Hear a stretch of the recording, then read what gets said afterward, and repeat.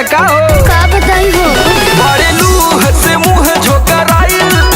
काहे देही आए भाभी बोखराइल गरमी तो तमाए जो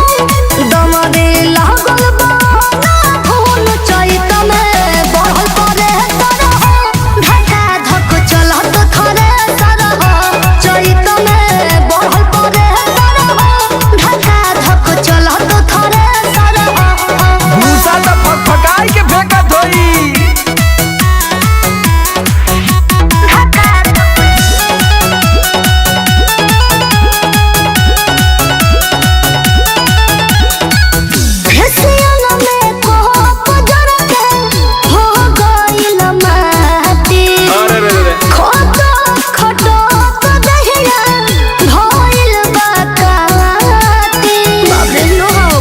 सतुआ पिया सतुआ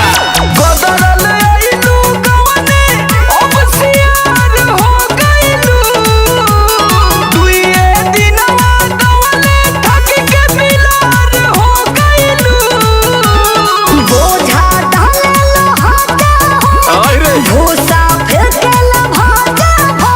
चैन जन पावर रे सरह ढका धक चलत थरे सरह चैत में बढ़ल परे तरह ढका धक चलत थरे सरह हमारा धुआं धुआं हो जाए